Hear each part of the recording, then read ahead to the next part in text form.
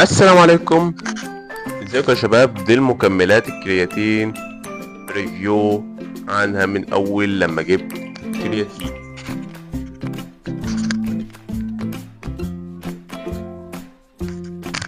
ده كرياتين ماكس مصل،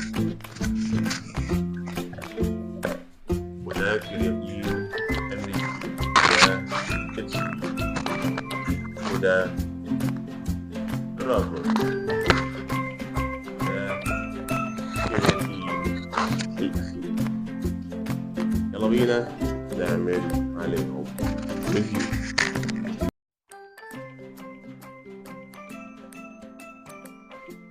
السلام عليكم، ازيكم يا شباب؟ معاكم عبد الرحمن ربيع، فيديو جديد وصلى الله الحبيب.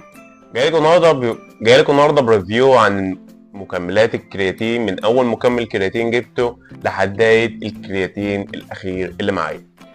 يلا بينا يلا بينا، بس قبل اي حاجه ما تنسوش الصلاه على الحبيب، ويلا بينا. اول كرياتين كنت جايبه كان الكرياتين اتش بي 60 جرعه.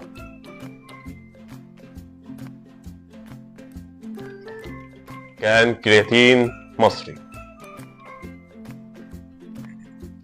بعد كده كان جبت الكرياتين ده، كنت استعملته وخلص. ده كان مفعوله حلو وطعمه وقوامه مش متكتل. تالت كرياتين معانا كرياتين ماكس مسحوب 80 جرعة. ده كان منتج مصري.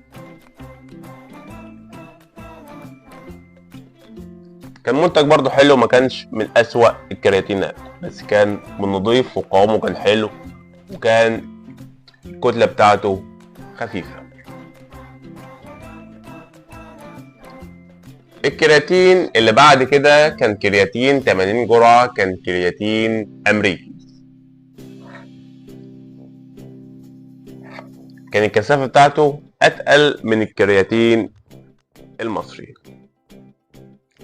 بس لما نيجي نتكلم عن الكرياتين الألماني، هنلاقي إن الكرياتين الألماني طعمه وقوامه أتقل من الكرياتين التاني. وكان معايا كان وريتهولكم، بس هو كان خلصان. بعد كده هنيجي للكرياتين اللي عليه دور 100 جرعة.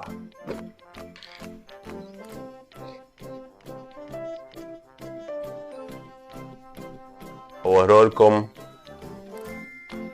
دلوقتي. ايوه، بس الكرياتين ده ما هواش زي الكرياتينات التانية اللي هي دي او التانيين. ده الكرياتين ده بيبقى بطعم البطيخ، ده بيديلك طعم من المزازة، والناس اللي بتحبش الكرياتين بالامر فانصحكم تجيبوا الكرياتين ده. بعد كده جبت الكرياتين الاخير اللي هو كرياتين دراجون. ده برضو طعمه حلو وقوامه فيه مرارة، برضو يديك طعم وقوة والشجاعة. لسه ما استخدمتوش كله عشان برضو هو لسه جديد اهو.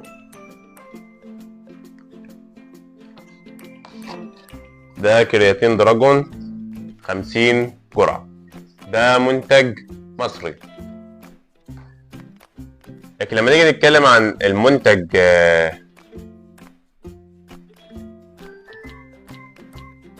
لما نيجي نتكلم عن الكرياتين ده، هنلاقي ان هو سريع الامتصاص بسرعة عشان البطيخ اللي فيه، وكمان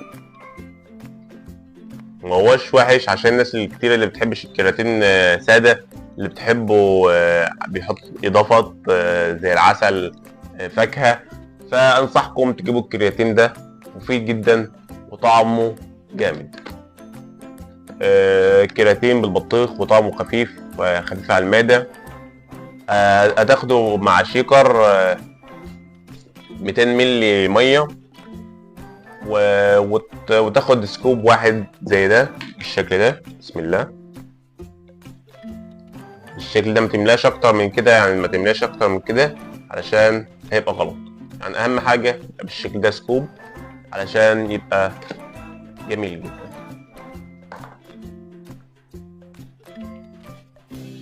تمام. وده الكرياتين الامريكي، ده 80 جرعه. الكميه اللي فيه كانت حلوه برضو.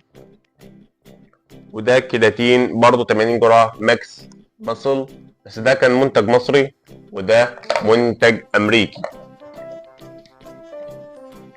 وده بقى 100 جرعه ومنتج الماني. ولو المنتج الالماني ده انطف منتج. وده كان اول منتج جبته، كان منتج اتش بي، كان 60 جرعه وكان حلو اللي هو مش قوي، بس اللي هو يديك طاقه بس في التمرين، ويديك طاقه عشان تعرف تشيل اوزان. الناس اللي محتاجه تغير الكرياتين بتاعها، او عايزه لسه مبتدئين في الجيم وعايزه تجيب كرياتين جديد، او عايزه تجيب كرياتين ومش عايزه تحط معاه فاكهه او عسل عشان طعمه مر، فبلاش تجيب الكرياتين المر، وتجيب الكرياتين ده طعمه حلو وبالفاكهه وطعمه خفيف على المعده. طبعا كلكم عرفتم المنتج بتاع الكرياتين ده، البطيخ، منتج جامد جدا للناس اللي بتحبش الطعم المر في الكرياتين، او الناس اللي لسه مبتدئين في الجيم وعايزين يجيبوا منتج غير الكرياتين المر، او يضيفوا عليه اي سكر، او عايزين اضافات، فانصحكم بالكرياتين ده. طبعا شفتم الكرياتين الاتش بي، ده منتج نظيف. وده الكرياتين الالماني 100 جرعه. وده الكرياتين امريكي 80 جرعه. وده كرياتين دراجون 50 جرعه منتج مصري. وده الكرياتين ماكس ماسل المصري. وبكده اكون خلصت الريفيو عن الكرياتينات. انا كده خلصت الفيديو مجموعة الكرياتينات بالكامل.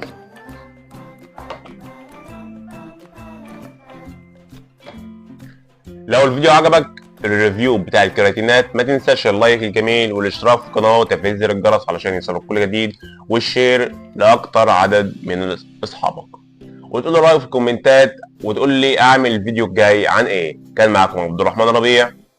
ما تنسوش الصلاة على الحبيب